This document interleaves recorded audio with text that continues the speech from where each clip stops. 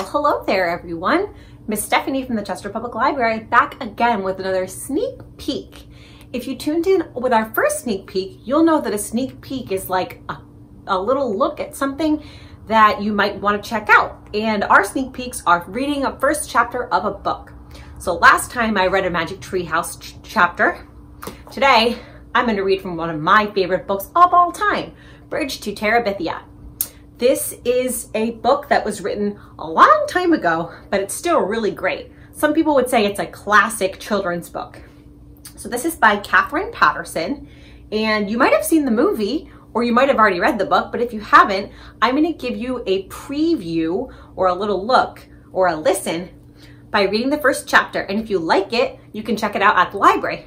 This is my personal copy, but we have a copy at the library as well. And if you're not from our library, maybe your library has it for you to check out too. Or if you like, you can find an audiobook or an ebook copy if that's how you like to read.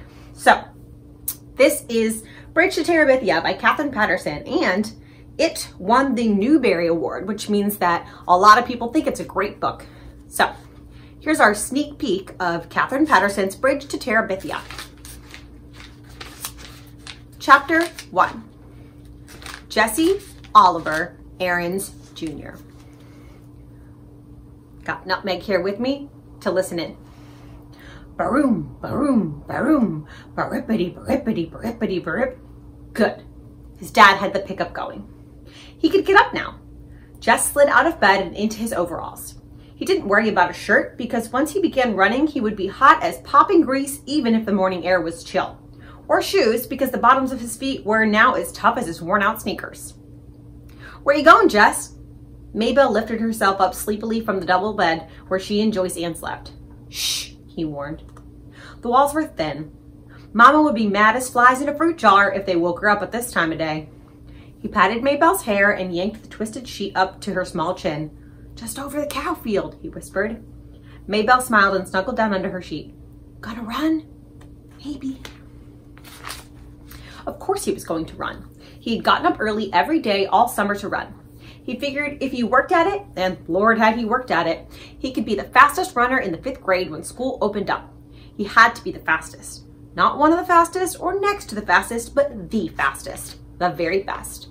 He tiptoed out of the house. The place was so rattly that it screeched whenever you put your foot down, but Jess had found that if you tiptoed, it gave only a low moan, and he could usually get outdoors without waking Mama or Ellie or Brenda or Joyce Ann. Maybelle was another matter. She was going on 7, and she worshipped him, which was okay sometimes. When you were the only boy smashed between 4 sisters, and the older 2 had despised you ever since you stopped letting them dress you up and wheel you around in their rusty old doll carriage, and the littlest one cried if you looked at her cross-eyed, it was nice to have somebody who worshipped you, even if it got unhandy sometimes. He began to trot across the yard. His breath was coming out in little puffs, cold for August. But it was early yet. By noontime, when his mom would have him out working, it would be hot enough. Miss Bessie stared at him sleepily as he climbed across the scrap heap, over the fence and into the cow field. Moo, she said, looking for all the world like another Maybelle with her big brown droopy eyes. Hey, Miss Bessie, Jess said soothingly. Just go on back to sleep. Miss Bessie strolled over to a greenish patch. Most of the field was brown and dry, and yanked up a mouthful. That girl. Eat your breakfast. Don't pay me no mind. He always started at the northwest corner of the field, crouched over like the runners he had seen on the wide world of sports. Bang, he said, and took off flying around the cow field. Miss Bessie strolled toward the center, still following him with her droopy eyes, chewing slowly. She didn't look very smart, even for a cow, but she was plenty bright enough to get out of Jess's way. His straw-colored hair flapped hard against his forehead, and his arms and legs flew out with every which way. He had never learned to run properly, but he was long-legged for a 10-year-old, and no one had more grit than he. Lark Creek Elementary was short on everything, especially athletic equipment, so all the balls went up to the upper grades at recess after lunch. Even if a 5th grader started out the period with the ball, it was sure to be in the hands of a 6th or 7th grader before the hour was half over. The older boys always took the dry center of the upper field for their ball games, while the girls claimed the small top section for hopscotch and jump rope and hanging around talking. So the lower grade boys had started this running thing. They would all line up on the far side of the lower field where it was either muddy or deep, crusty ruts. Hi, Bubby. Earl Watson was no good at running, but had a big mouth, would yell bang, and they'd race to a line they'd towed across at the other end. One time last year, Jesse had won. Not just the first heat, but the whole shebang. Only once. But it had put into his mouth the taste for winning. Ever since he'd been in first grade, he'd had that crazy little kid that draws all the time. But one day, April the 22nd, a drizzly Monday, it had been, he ran ahead of them all. Red mud slooshing through the holes in the bottom of his sneakers.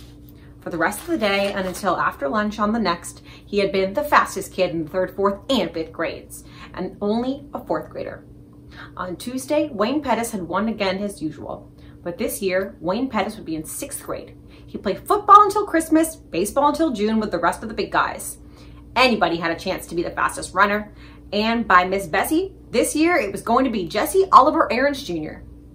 Jess pumped his arms harder and bent his head for the distant fence. He could hear the 3rd grade boys screaming him on. They would follow him around like a country music star, and Maybelle would pop her buttons. Her brother was the fastest, the best. That ought to give the rest of the 1st grade something to chew their cuds on. Even his dad would be proud. Just rounded the corner. He couldn't keep going quite so fast, but he continued running for a while. It would build him up. Maybelle would tell Daddy, so it wouldn't look as though he, Jess, was a bragger. Maybe Dad would be so proud he'd forget all about how tired he was from the long drive back and forth to Washington and the digging and hauling all day. He would get right down on the floor and wrestle, the way they used to. Old Dad would be surprised at how strong he'd gotten in the past couple of years. His body was begging him to quit, but Jess pushed it on. He had to put that puny chest of his and let him know who's boss. Jess! It was Maybelle yelling from the other side of the scrap heap. Mama says you gotta come in and eat now. Leave the milk until later. Oh, crud, he'd run too long. Now everyone would know he'd been out and start in on him. Yeah, okay. He turned, still running, and headed for the scrap heap. Without breaking his rhythm, he climbed over the fence, scrambled across the scrap heap, and thumped Maybelle on the head. Ow! And trotted onto the house. Well, look at the big Olympic star, said Ellie, banging 2 cups on the table so that strong black coffee sloshed out. Sweating like a knock-kneed mule. Jess pushed his damp hair out of his face and plunked down on the wooden bench. He dumped 2 spoonfuls of sugar into his cup and slurped to keep the hot coffee from scalding his mouth. Ooh, Mama, he stinks. Brenda pinched her nose with her pinky crooked delicately. Make him wash. Get over here to the sink and wash yourself, his mother said without raising her eyes from the stove, and step on it. These grits are scorching the bottom of the pot already. Mama, not again, Brenda whined. Lord, he was tired. There wasn't a muscle in his body that didn't ache. You heard what Mama said, Ellie yelled at his back. I can't stand it, Mama, Brenda said again. Make him get his smelly self off this bench. Jess put his cheek down on the bare wood of the tabletop.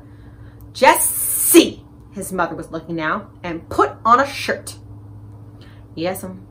He dragged himself to the sink, the water he flipped on his face, and up his arms prickled like ice. His hot skin crawled under the cold drops. Maybelle was standing in the kitchen door watching him. Give me a shirt, Maybelle. She looked as if her mouth was set to say no, but instead she said, You should not to beat me in the head, and went off obediently to fetch his t-shirt. Good old Maybelle. Joyce Ann would have been screaming yet from that little tap. 4-year-olds were a pure pain. I got plenty of chores needs doing around here this morning, his mother announced as they were finishing the grits and red gravy. His mother was from Georgia and still cooked like it. Oh, Mama, Ellie and Brenda squawked in concert. These girls could get out of work faster than grasshoppers could slip through your fingers. Mama, you promised me and Brenda we could go to the Millsburg for school shopping. You ain't got no money for school shopping. Mama, we're just going to look around. Lord, he wished Brenda would stop whining so. Christmas? You don't want us to have no fun at all. Any fun, Ellie corrected her primly.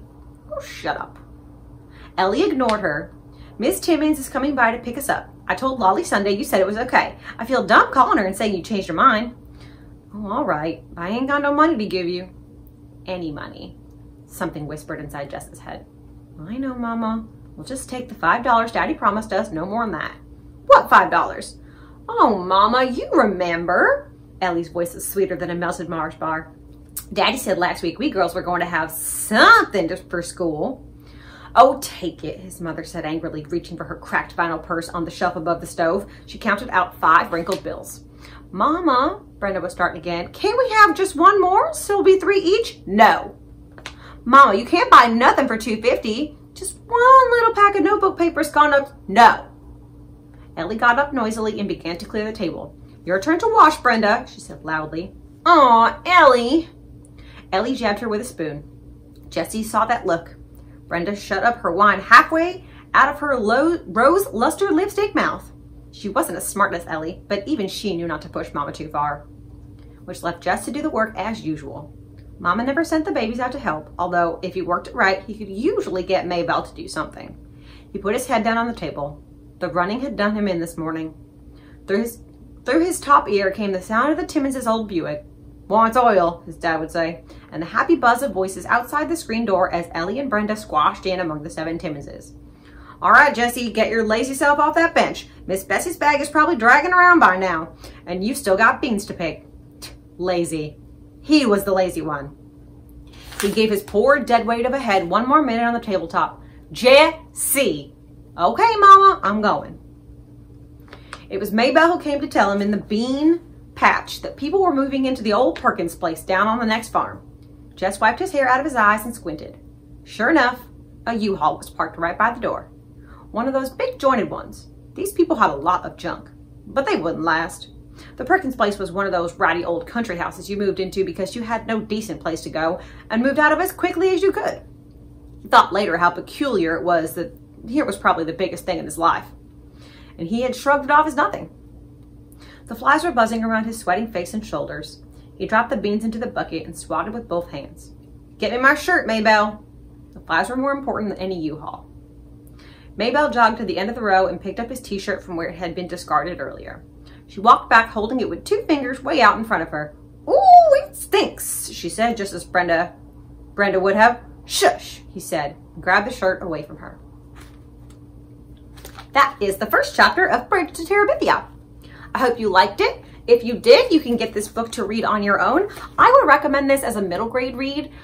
Jess is a 5th grader, so, you know, 4th, 5th, 6th grade would be a good age for this. You could read it with a buddy. You could read it with a grown-up. If you're going to read it by yourself, it's probably right in that age range. You could probably read it a little bit earlier, but it does get a little bit more mature in some places, so I would recommend 4th, 5th, 6th graders. Or this would be great as a family read aloud too, I think, or used in a classroom. So this is Bridge to Terabithia, one of Miss Stephanie's favorites, and I hope you'll check it out. Thanks for joining me for another sneak peek. Nutmeg and I will see you next time.